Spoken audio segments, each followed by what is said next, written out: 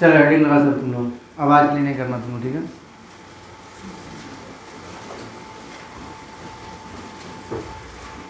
Electrolyte solution.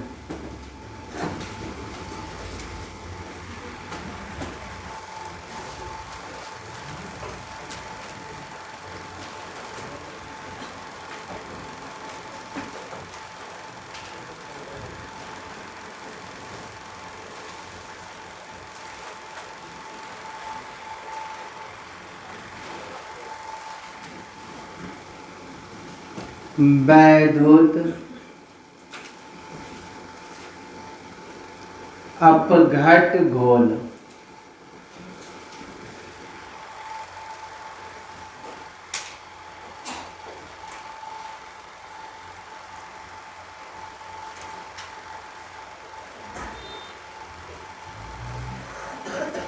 वैद्युत अपघट घोल।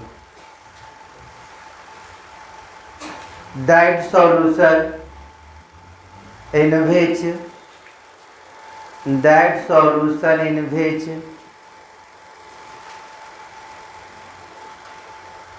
solute particle can be dissociate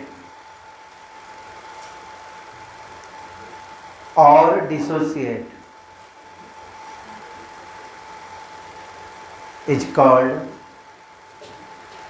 electrolyte solution. Hindi वाले बच्चे लिखेगा, वैसा घोल जिसमें विलेखन का वियोजन या संयोजन होता हो, वियोजन या संयोजन होता हो, वियोजन या संयोजन होता हो, उसे वैद्युत अपघट घोल कहते हैं।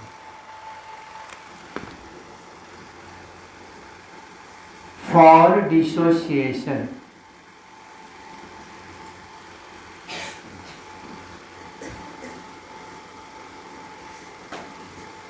विघटन के लिए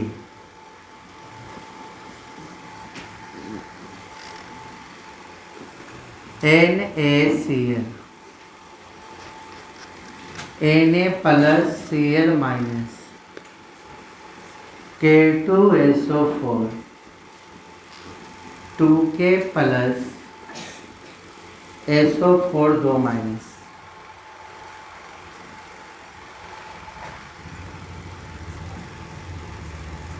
For association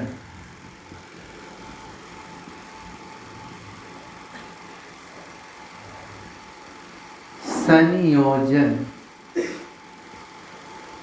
के लिए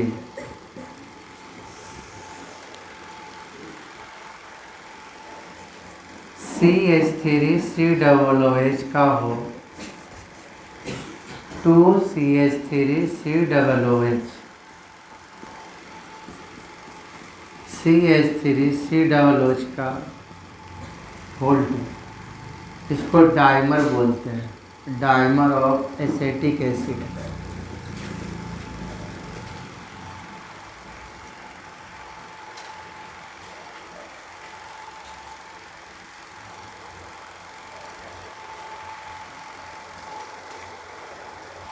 देखिएगा इलेक्ट्रोलाइट सॉल्यूशन क्या होता है।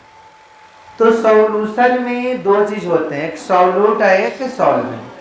सॉल्यूशन में जो सॉल्यूट होते हैं वो सॉल्यूट दो तरह का होता है, एक होता है इलेक्ट्रोलाइट जो कि यहाँ लिखा हुआ है, और दूसरा होता है नॉन इलेक्ट्रोलाइट।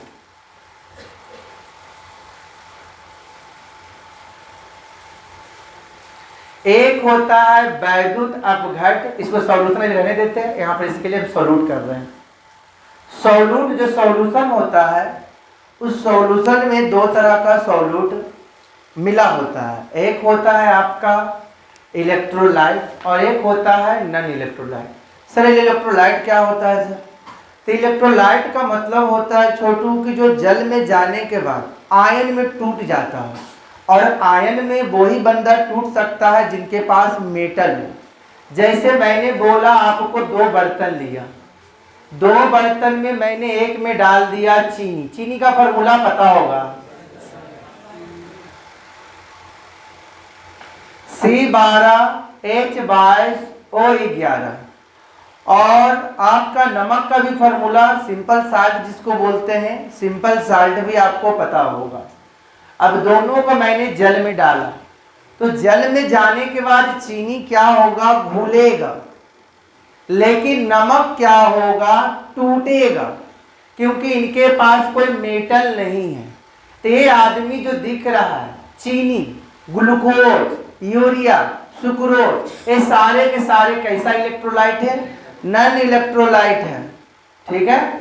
और जो आदमी जल में जाने के बाद जैसे इसको जल में डालिएगा तो वैलेंसी सबको पता होगा, आप लोग गए पढ़ के यहाँ से, तो वैलेंसी सोडियम का वैलेंसी 1 होता है, क्लोरीन का वैलेंसी 1।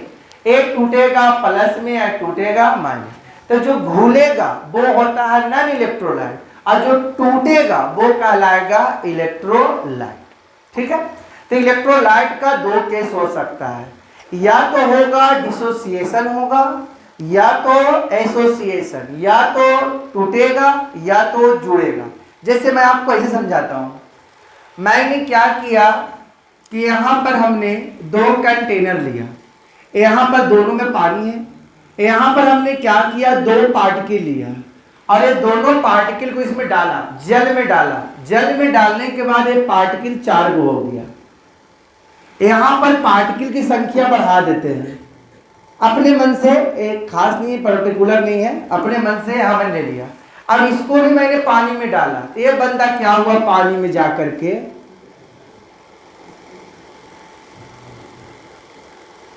देखिए, पहले 2 पार्टिकल था, पानी में जाने के बाद वो 4 हो गया, मतलब संख्या इसकी बढ़ गई। जिसकी संख्या बढ़े समझिए वो घटना घट रहा है, कौन सा, डिसोसिएशन।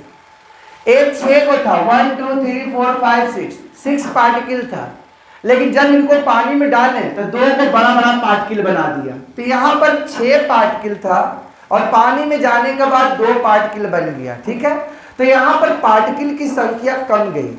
जहां पर पार्टिकल की संख्या कमती है उस क्रिया को समझिए कि वहां पर कौन सा घटना हो रहा है, एसोसिएशन। तो ये डिसोसिएशन की घटना हो गई, ए एसोसिएशन। तो ये हो गया आम एग्जाम्पल। अब आइए कुछ अपना एग्जाम्पल ले लेते हैं। नमक को मैंने पानी में डाला तो नमक टूटा प्लस में और कौची में, माइनस में। तो देखिए इनके पास एक छुपा हुआ है 1 मोल, इनके पास गए तो इसके पास भी 1 मोल और इसके पास भी 1 मोल। तो देखिए मैंने नमक का 1 मोल को पानी में डाला था, नमक को 1 मोल को पानी में डाला और डालने के बाद देखिए वो कई मोल हो गया, 1 2 मोल हो गया। पोटेशियम सल्फेट का 1 मोल मैंने पानी में डाला और टूटने के बाद 2 पोटेशियम मतलब 2 मोल और 1 मोल छुपा हुआ, तो 2 कितना हो गया, 3 मोल। तो देखिए यहाँ पर संख्या बढ़ा कि नहीं बढ़ा, तो जहां संख्या बढ़े वो डिसोसिएशन होगा। इधर आइए, एसोसिएशन, यहाँ पर इनकी संख्या देखिए 2 है, दिख रहा है, और उसके बाद जुड़ने के बाद बना दिया डायमर बना दिया। डायमर का मतलब होता है जो यहाँ पर 2 रखे डायमर, जो 3 रखे ट्राइमर, जो 4 रखे टेट्रा। तो देखिए यहाँ पर संख्या 2 को था। अब यहाँ पर इनको नहीं देखना है, डायमर नहीं देखना, इनकी आगे का अमाउंट देखना है, आगे वाला मोल बताता है। तो आगे इनकी कितनी है, 1। तो यहाँ पर 2 मोल है और 2 मोल चल गया 1 मोल है, मतलब यहाँ संख्या घट रहा है। तो जहां संख्या घटेगा वो कहलाएगा एसोसिएशन, और जहां संख्या बढ़ेगी वो आपका हो जाएगा डिसोसिएशन। और इनका जनरल एग्जाम्पल बगल में इंडिकेट कर दीजिए, काम देगा कभी न कभी। इनका जनरल एग्जाम्पल कुछ इस तरह से होता है। इनका जनरल एग्जाम्पल उलट दीजिए, उसको इधर कर दीजिए, इसको इधर कर दीजिए, तो क्या हो जाएगा, Na कन्वर्ट हो जाएगा।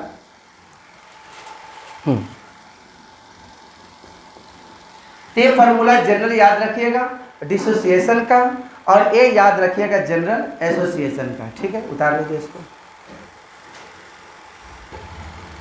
आइए अगला पॉइंट है। आज हम लोग जो भी काम कर रहे हैं ऑब्जेक्टिव के लिए काम कर रहे हैं, लेकिन अगला जो केमिकल काइनेटिक्स चैप्टर जो चालू होने वाला है, आज का क्लास बहुत ही काम देगा 2 चीज़ में, एक इलेक्ट्रोकेमिस्ट्री में और एक केमिकल काइनेटिक में, ठीक है। चलिए अगला छोटा सा चीज आप लोग को ध्यान रखना है, want half factor. Want half factor जिसको आई से डिनोट करते हैं, इसको हिंदी में बोलते हैं वांट का गुणांक, या वांट भी कितना पढ़ लेता है।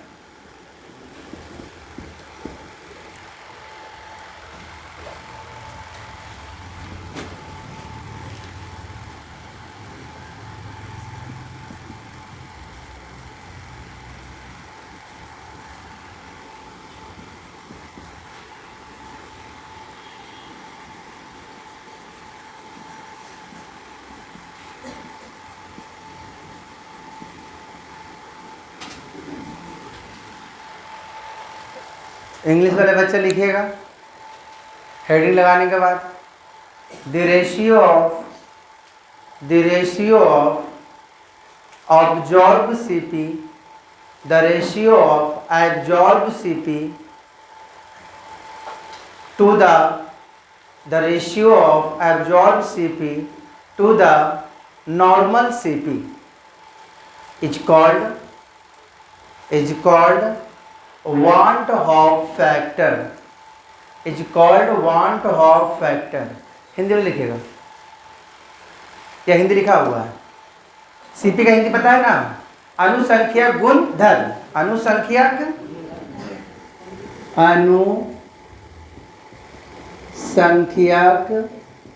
गुण धर्म। सीपी का 4 बाल बच्चा, सीपी का कौन कौन याद है, आरएलवीपी, ईबीपी, डीएफपी और लास्ट हमने पढ़ा था ओपी।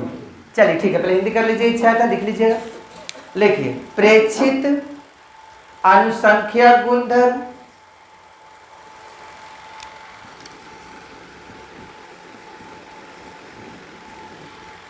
प्रेक्षित अनुसंख्यक गुणधर्म तथा सामान्य, बोर्ड पर लिखा हुआ है, सामान्य अनुसंख्यक गुणधर्म के अनुपात को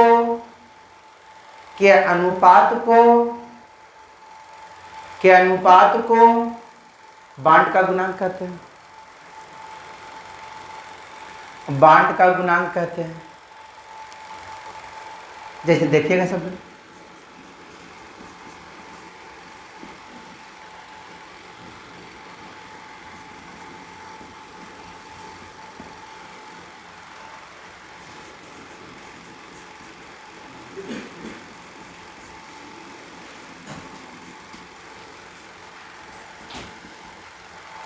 सब बोर्ड देखिएगा।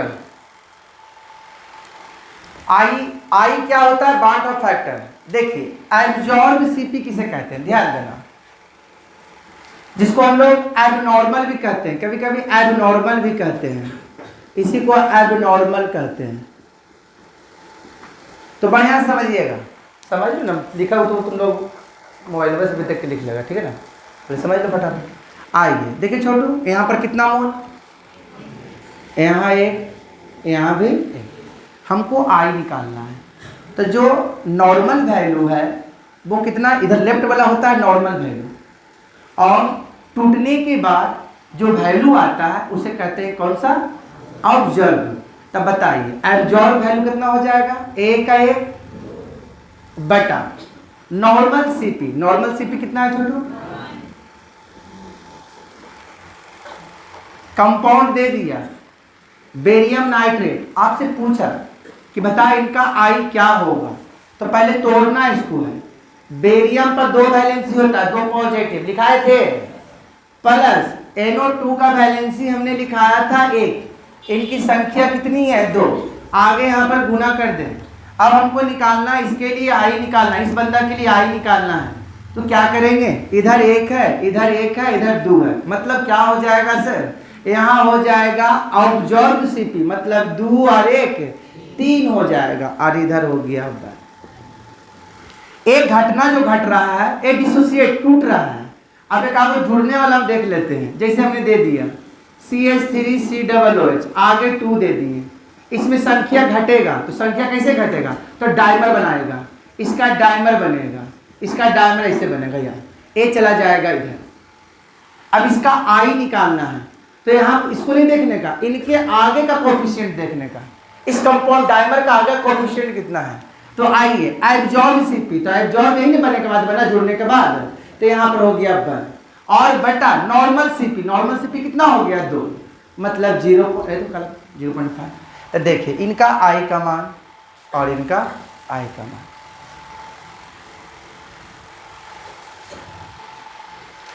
अभी हमने NaCl का मान अभी आपको बोर्ड पर निकालने, तो उसके लिए I का मान कितना आया था 2। फिर हमने बेरियम नाइट्रेट का दिया, तो उसके लिए I का मान क्या हुआ था 3। उधर हमने एसिटिक एसिड का निकाला था, तो I बराबर कितना आया था 1/2 अर्थात 0.5।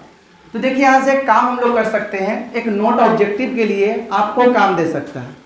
क्या काम दे सकता है छोटे लोग, अगर देखना I के मान 1 के से ज़्यादा हो, I का मान 1 से ज़्यादा हो, तो समझना यहाँ पर जो घटना घटेगा वो घटेगा डिसोसिएशन का। किसका घटेगा, डिसोसिएशन, मतलब ये आदमी किसका था, टूटने वाला था। अभी हमने एग्जांपल दिया NaCl, तो क्या कर रहा था, Na प्लस में टूटा और Cl, तो एक अणु से कई अणु हो गया था, तो टूटने वाला, मतलब जब I का मान 1 से ज़्यादा हो तब वो कंपाउंड हमेशा टूटने वाला काम करेगा। अगर I का मान 1 से कम हो, 1 से कम हो, तो उधर जो एग्जाम्पल था फॉर एसोसिएशन का था, मतलब एसोसिएशन बोले तो ये हमारा जुड़ने वाला था, एक टूटने वाला एक जुड़ने वाला। और अगर I का मान 1 हो तो वो आदमी नाइदर डिसोसिएट नॉर एसोसिएट, मतलब समझिएगा I अगर 1 से ज्यादा हो तो बोलिएगा वो कंपाउंड जो आपके पास है वो टूट जाएगा सर। I का मान 1 से कम हो तो वो आपका जुड़ेगा, और I बराबर 1 हो तो ना तो वो टूटेगा और ना वो जुड़ेगा। कहने का मतलब वो खाली घुलेगा। जैसे कौन भाई, चीनी, ग्लूकोज, यूरिया, ये सारे के मान आपका I का मान कितना आएगा 1। तो ये जो आदमी आपका है ये एग्जाम्पल है नन इलेक्ट्रोलाइट का। इलेक्ट्रोलाइट जब होगा तो 2 केस बनेगा, I greater than 1, I less than 1। ठीक है, इसी के साथ आगे थोड़ा काम करते हैं, ध्यान दीजिएगा, जो कि पहले हम कर लिए। NCP, NCP क्या है सर, नॉर्मल कॉलिगेटिव प्रॉपर्टी। तो नॉर्मल कॉलिगेटिव प्रॉपर्टीज में हम लोग पढ़े थे पहला RLVP, जिसको डिनोट करते हैं डेल्टा P से। डेल्टा P बराबर पढ़ाए थे मोल फ्रैक्शन ऑफ सॉल्यूट पहला। दूसरा हमने पढ़ाया था आपका EBP, EBP को डिनोट करते हैं डेल्टा TB से, इसके बराबर पढ़ाए थे KB इंटू स्मॉल m। तीसरा हमने पढ़ाया था DFP, मैंने पढ़ाया था delta TF, KF into m, और सबसे लास्ट में हम लोग पढ़े थे कल पाई बराबर CRT, अर्थात ये हमारा नॉर्मल CP हो गया। तो आज हम लोग बात करेंगे एबनॉर्मल, एबनॉर्मल जिसको हम लोग कहते हैं, इसी को बोल सकते हैं ऑब्जर्व CP।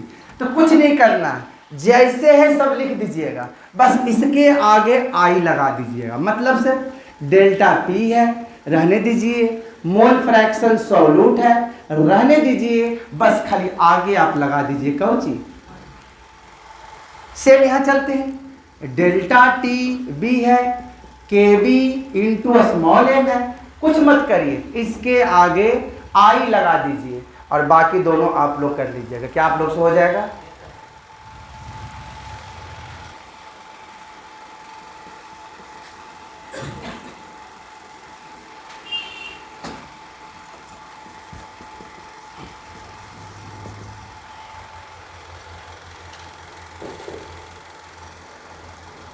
छोटा सा चीज,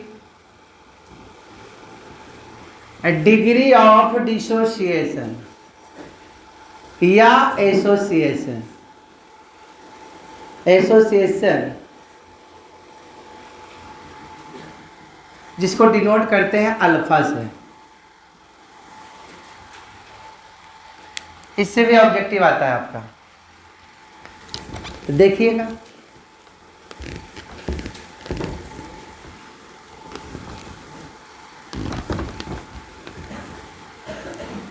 यहाँ पर लिख सकते हैं it is used weak electrolyte, कमजोर वैद्युत अपघट के लिए यूज किया जाता है इसका।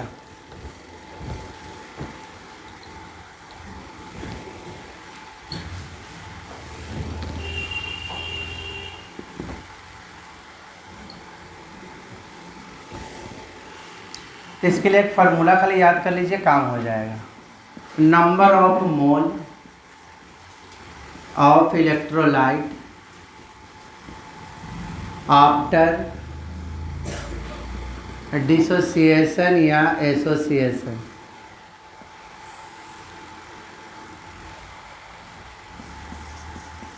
Total number of mole taken.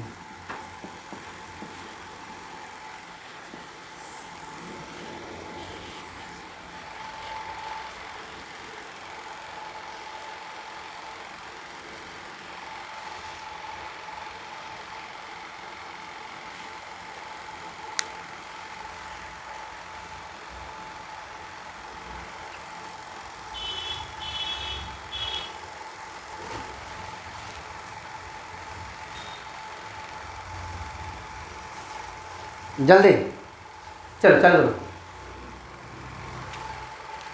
तब बोल के ना चालू कर हमारा। देख रहे एग्जाम्पल समझा के छोड़ो। जैसे हाँ, पहले वीक इलेक्ट्रोलाइट का मतलब समझिए, ठीक है। सिंपल समझिए कि जो जल में जाने के बाद पूरी तरह से आयन में टूट जाए, पार्टे पार्ट टूट जाए, वो मजबूत इलेक्ट्रोलाइट, ठीक है। और जो जल में जाने के बाद पूरी तरह से नहीं टूटे तब वो हमारा हो जाएगा वीक इलेक्ट्रोलाइट। इसे मैं एक एग्जांपल छोटा समझाता हूँ। हमने लिया HCl और हमने लिया यहाँ पर ले लिया HCOOH। दोनों को दोनों एसिड है, एक को नाम है हाइड्रोक्लोरिक अम्ल और एक को बोलते हैं फॉर्मिक अम्ल। क्या सही बात है कि नहीं? तो देखिए, जब इनको पानी में डालेंगे तो ये अलग हो जाएगा, ये अलग हो जाएगा। इसको डालेंगे तो ये क्या करेगा, सिर्फ हाइड्रोजन अलग होगा और ये पूरा का पूरा एक साथ हो जाएगा। तो क्या देखें कि ये पूरी तरह से टूट गया। क्या ये पूरी तरह से टूटा? टूटने का मतलब ये भी अलग हो जाता, ये भी अलग हो जाता, ये भी अलग हो जाता। क्या इसमें हाइड्रोजन और क्लोरीन अलग हो नहीं हुआ? तो जो पूरी तरह से टूट जाए वो होगा स्ट्रॉन्ग और जो पूरी तरह से नहीं टूटेगा। तो डिग्री ऑफ डिसोसिएशन या एसोसिएशन जो अल्फा होता है वो काम किया जाता है किसके लिए? दुर्लभ इलेक्ट्रोलाइट के लिए। वीक मतलब क्या होता है? दुर्लभ या कमजोर, ठीक है। तो जैसे देखिए, मैं एग्जांपल रूप में समझाता हूँ, फिर इसका फार्मूला जो होता है। जैसे देखिए, मैंने आपको दे दिया CH3COOH। अब इसको पानी में डाल दिए तो क्या होगा पता है? ये टूटेगा। CH3COO माइनस में और हाइड्रोजन टूटेगा कच्ची में प्लस में। क्या पूरा का पूरा टूटा? ये भी टूट जाता। CH3 का नाम जानते हैं आप लोग? कुछ 11 वाले याद है? CH3 को क्या बोलते हैं? मेथाइल। तो ये टूटा नहीं टूटा, खाली बस ये हाइड्रोजन हो गया, ये अलग हो गया। तो ये मतलब कमजोर आदमी है। तो इसके लिए समझिए अल्फा कैसे निकाला जाता है। तो मान लेते हैं हमने इसके लिए मोल ले लिया 100 मोल अपने से, कुछ अपने से मान लिए, और 100 मोल पर इसका टाइम हमने, टाइम बोले तो समय, इसका 0 लिया। तो जब इसका टाइम 0 होगा, इधर वाला को रिएक्टेंट बोलते हैं, प्रतिकारक बोलते हैं, इधर वाला को प्रोडक्ट बोलते हैं, प्रतिफल बोलते हैं। ये अगला चैप्टर केमिकल काइनेटिक में और बढ़िया से जानिएगा, ठीक है। अभी समय कम है तो काम हमको जल्दी करना है। तो T बराबर 0, जब टाइम 0 रहेगा तो टाइम 0 पर बताओ कोई भी चीज का निर्माण हो सकता है, कोई भी प्रतिफल का निर्माण हो सकता है। हमने मिला दिया A प्लस B मिला दिया, लेकिन यहाँ पर टाइम में हमने 0 कर दिया, तो क्या कुछ बनेगा राइट में? बनेगा? हमने बोला H प्लस OH माइनस, अब मैंने टाइम 0 कर दिया, तो ये दोनों मिला के जल बनता। जल कब बनता? जब टाइम उसका 0 नहीं रहता तब। अब यहाँ पर टाइम ही 0 कर दिया, तो बोलता है पहले इसका 100 माने तो इसका क्या होगा? तो जब टाइम 0 तो ये भी। अब टाइम बदल देते हैं। T1 बराबर इसको मान लेते हैं T सेकेंड।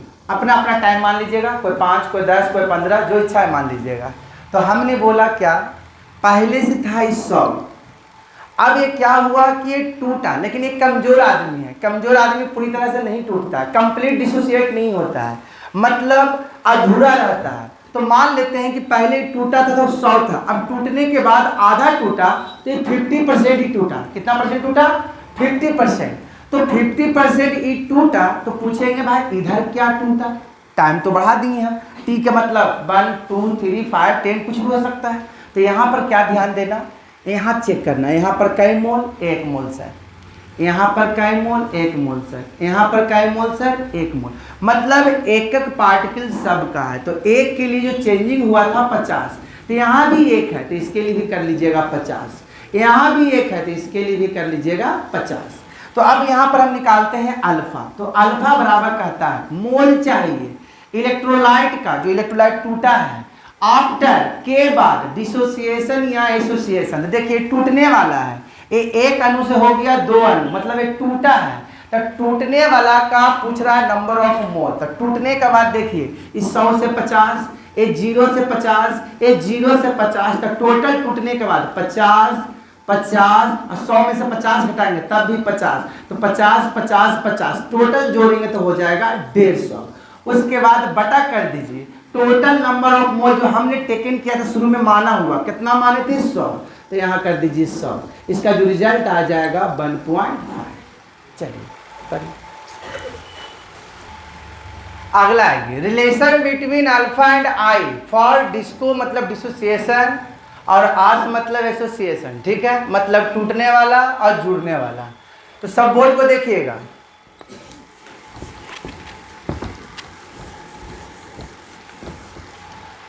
देखिए हम इसके लिए काम कर रहे हैं डिसोसिएशन के लिए, फॉर डिसोसिएशन। सब बोर्ड को देखिएगा, ऑफलाइन ऑनलाइन जो भी सब बोर्ड देखिएगा। देखिएगा अभी हमने डिसोसिएशन के केस में इनका जनरल फार्मूला अभी जस्ट कॉपी के पीछे देखिएगा, हमने ऐसा लिखाया था।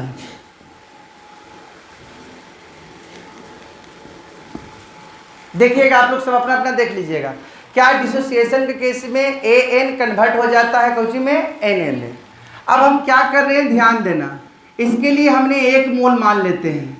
जब 1 मोल माने तो इसका टाइम हमने ले लिया क्या 0, तो जब 0 लिया टाइम तो इसका प्रोडक्ट क्या बनेगा 0, क्योंकि टाइम 0 तो दुनिया 0।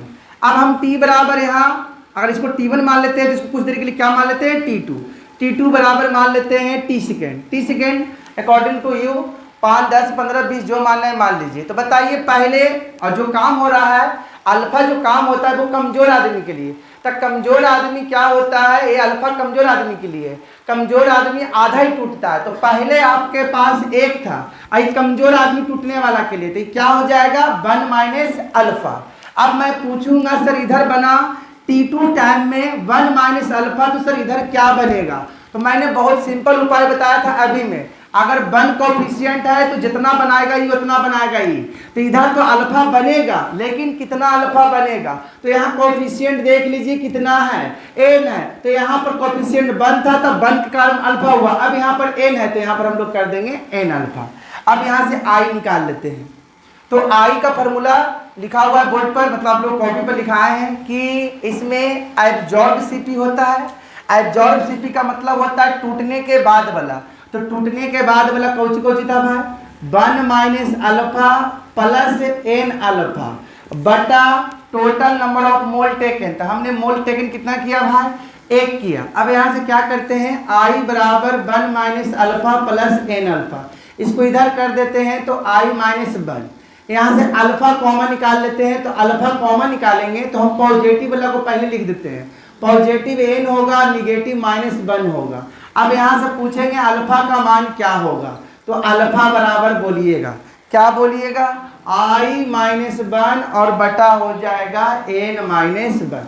तो आपको ऑब्जेक्टिव में पूछता है कि आपको अल्फा के मान डिसोसिएशन के केस में, तो बोलिएगा i माइनस 1 बटा n माइनस 1। उसी प्रकार हम इसके लिए करते हैं फॉर एसोसिएशन के शॉर्ट में कर देते हैं, माइनस कर लीजिएगा आप लोग। आइए इसमें क्या होगा रिश्ता उल्टा हो जाएगा, इधर इधर, मतलब Na बदल जाएगा आपका An में। टाइम यहाँ पर 0 1 मोल लेते हैं, यहाँ पर 0 कर देंगे, इसको T1 मान लेते हैं, इसको T2 मान लेते हैं। T2 बराबर क्या होगा यहाँ पर मान लेते हैं T1 सेकेंड या T सेकेंड मान लेते हैं। तो 1 तो पहले सही था, अब चेंज करने वाला में अल्फा। अब यहाँ था n, तो आपने n अल्फा लगाया, लेकिन इसका मतलब समझिए क्या होता है। देखिए गुना में था तो गुना में चले गया, अगर उधर जाएगा तो गुना वाला बदल जाता है भागा में। मतलब यहाँ पर आपको लिखना पड़ेगा अल्फा बटा क्या लिखना पड़ेगा ए। जैसा आप यहाँ समझिए NaCl टूटने के बाद क्या हुआ था Na+Cl, इसके लिए आई निकाले थे तो 2/1 आया था। अब निकालिए इसके लिए CH3COOH के लिए, ए टूटने के बाद क्या बना था CH3COO- और H+ बना था। तो यहाँ से निकालेंगे आई का मान, तो देखिए क्या हो जाएगा, यहाँ हो जाएगा आपका ठीक है। अच्छा दोनों टूटने वाला बना दिए, जुड़ने वाला चाहिए, उलट दीजिए CH इसको आगे 2 लगा दीजिए, क्या हो जाएगा CH3COOH का होल 2। एक टूटने वाला एक जुड़ने वाला, तो यहाँ पर 1 यहाँ पर 2 1/2। तो देखिए इधर था 2 टूटने वाला में 2/1 था और जुड़ने वाला में क्या हो गया 1/2। तो यहाँ था n अल्फा, तो यहाँ हो जाएगा अल्फा n। अब निकाल लीजिए यहाँ से आई, तो टूटने वाला कौन कौन था 1 - अल्फा प्लस अल्फा n, और टेकन मोल कितना था तो 1 था। तो क्या करिए आई इसको हटा लेते, मन में चलिए हट गया तो क्या बचेगा, क्या I - 1 हो जाएगा, और इधर क्या हो जाएगा बताओ तो, यहाँ कॉमा ले लेंगे तो अल्फा कॉमा हो जाएगा, तब 1/n और -1, तो अल्फा बराबर हो जाएगा I - 1। तो ऑब्जेक्टिव के लिए ये ध्यान रखिए चाहे नहीं रखिए, ये ऐसा क्यों किए इतना बड़ा सा, इसलिए कर दिए कि केमिकल काइनेटिक अगला चैप्टर है तो कुछ इस तरह का काम उसमें भी करना पड़ेगा। तो हमने हल्का हल्का आपको क्या कर दिया हिंट दे दिया, लेकिन आप इसको स्पेशल याद रखिएगा ऑब्जेक्टिव के लिए। चलिए ठीक है उतार लीजिए। इस प्रकार क्लास चैप्टर खत्म हो गया है आपका।